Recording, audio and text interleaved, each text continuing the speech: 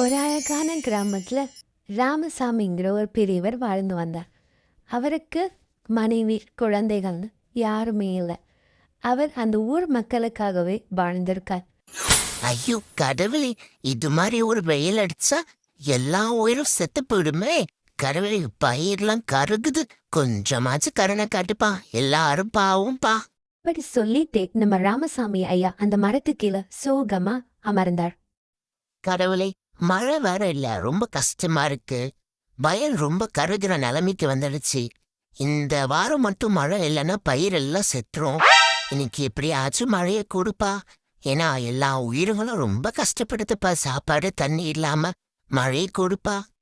அப்படி சொல்லிட்டு ராமசாமி தன்னுடைய வேலையை பார்த்துட்டு இருந்தார்.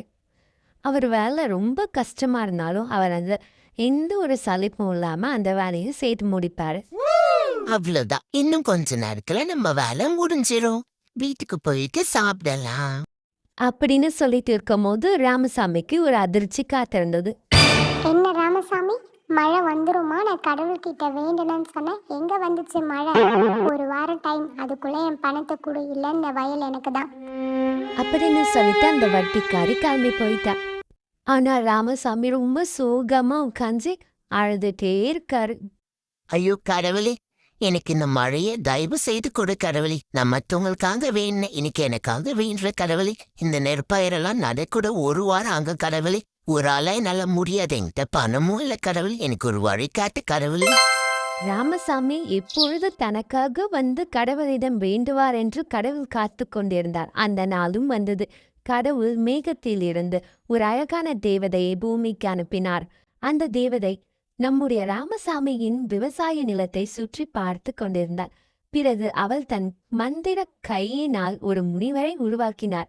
அந்த முனிவர் நெற்பயிர்களை 20 வினாடிகளில் அனைத்து நெற்பயிர்களையும் நட்டு முடிக்க தொடங்கினான். அவர் அதை நட்டு முடித்த பிறகு தேவதை அவரை மறைய வைத்து விடுகிறார்.